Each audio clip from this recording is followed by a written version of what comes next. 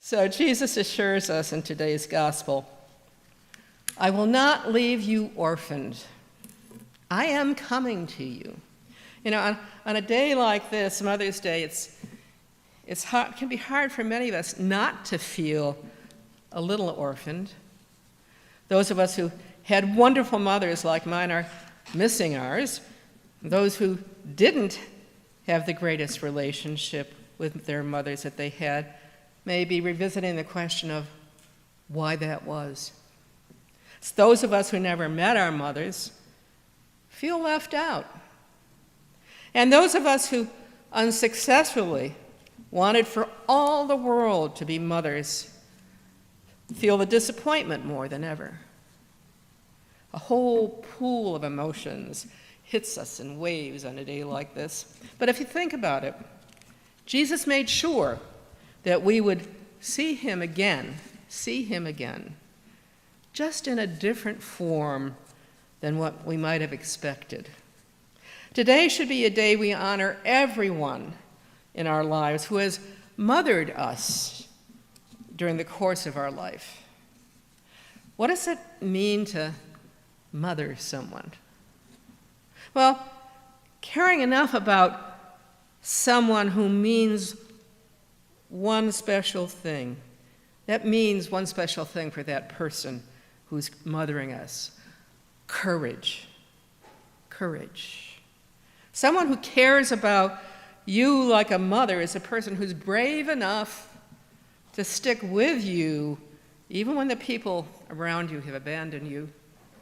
Someone who's brave enough to help you find a sense of hope, even in the darkest hours.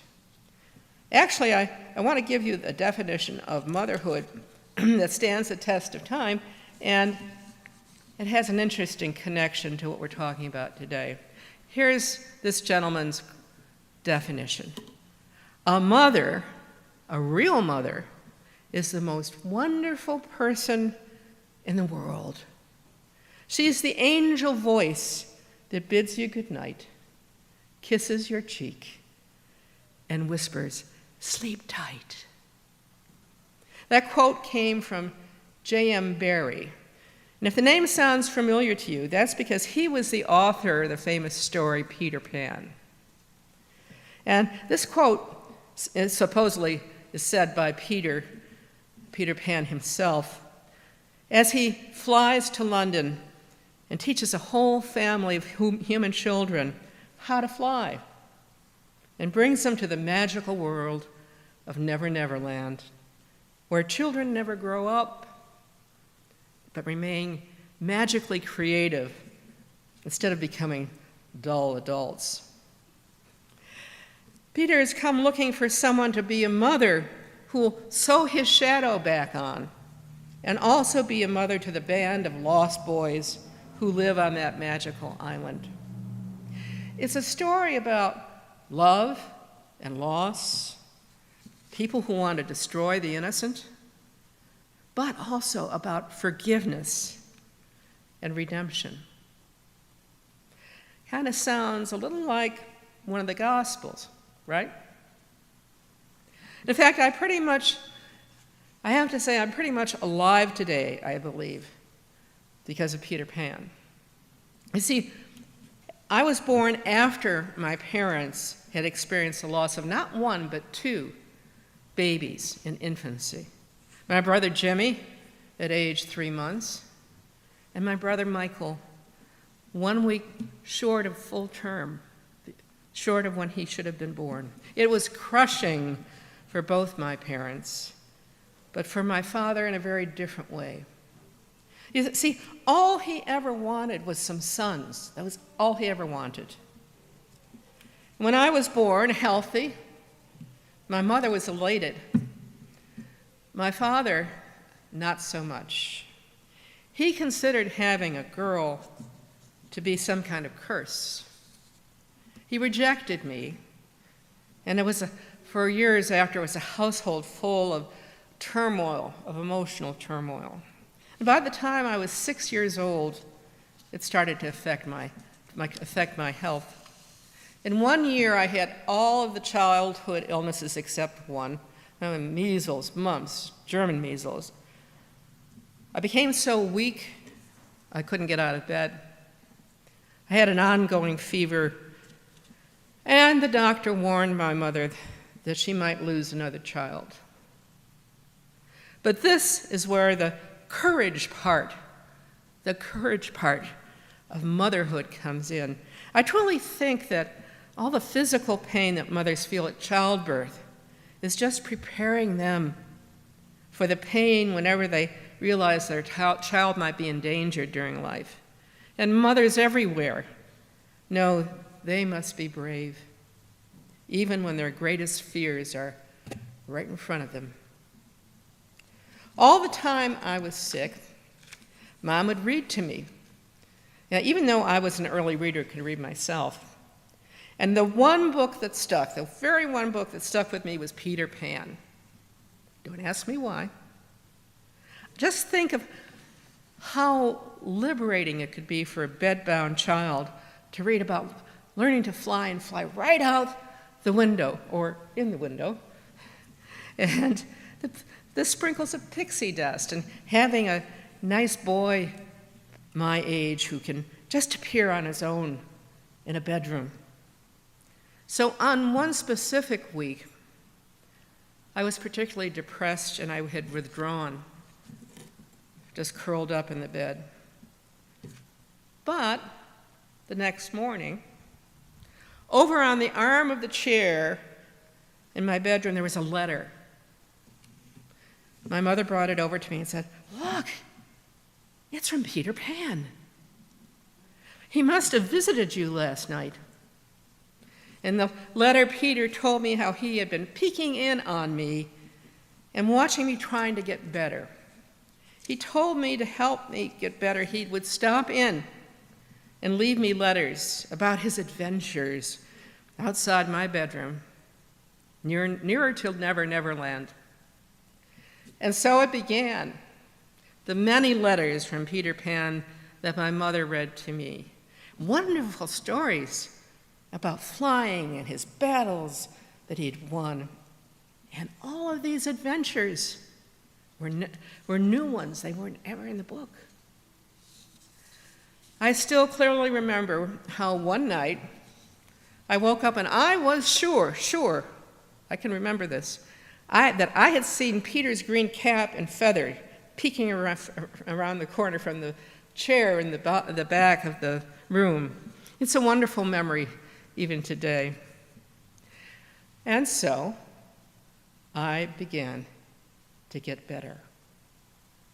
Peter encouraged me to get up. And after a few months, Peter told me that he was flying on, but one day I would get to meet him. So a few years later, when I was 10, I was looking through the strong box that my mother used to keep in the closet, and I came upon all these letters from Peter Pan. And I noticed how much the handwriting looked like Mom's pretty script. So I asked her. And she said, yes, she had written them down for Peter, but really they were dictated to her out of love and hope. I was blessed to have her, even too short a time, on this planet. The interesting thing that I learned as a grown-up is that for J.M. Barrie, the tales of a loving motherhood did not come from his experience. They came despite the lack of love he received from his own mother. You see, Barrie was the last of 6 children. Several years before his birth, his mother lost to death a teenage son in an ice skating accident. And she never recovered from the loss and mourned the boy to the exclusion of all her children, even the ones that came after that little boy. It was a household of isolation for J.M. Barrie, devoid of goodnight kisses. Danbury was truly one of the lost boys, always looking for his Wendy to sew his shadow back on and writing about it beautifully. You know, until recently, I thought that Mother's Day was just a Hallmark holiday. But then I read an old sermon by a colleague, Reverend Tom Reber, who was former pastor at Christ Church, which is UCC, in non-denominational in Summit, New Jersey. He changed my mind about that. You may recall Julia Ward Howe, and maybe you know enough about music to remember that she was the one who, back in the time of the Civil War, wrote the Battle Hymn of the Republic. But what I didn't know is that it was her writing that was the beginning of the impetus to have a day to honor mothers. That was the beginning of it. She was a woman with Unitarian leanings, but became a pioneer, as he said, in the women's movement, championed the rights of slaves, and called all women in the post-war time to take the power from men in order to bring about a better world. In 1870, she wrote this peace-seeking Mother's Day proclamation I'm going to read to you. Arise, all women who have hearts, whether your baptism be that of water or tears. Say firmly, we will not have great questions decided by irrelevant agencies. Our husbands shall not come to us reeking with carnage for caresses and applause. Our sons shall not be taken from us to unlearn all that we've been able to teach them of charity, mercy, and patience. We women of one country will be too tender of those from another country to allow our sons to be trained to injure theirs.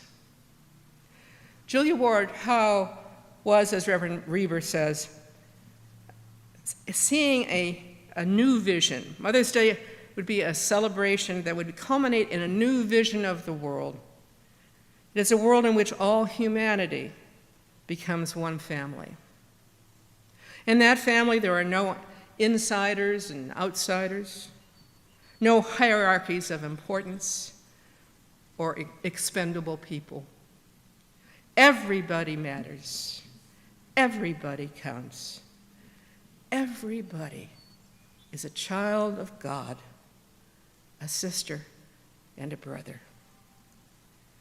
This is also the vision that Mary, Mother of God, birthed into the world.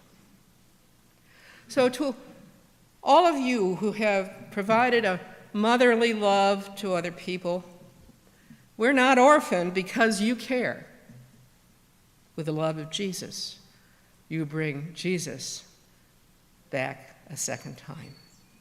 May you find celebration this day, men and women, all of you mothering spirits. Amen.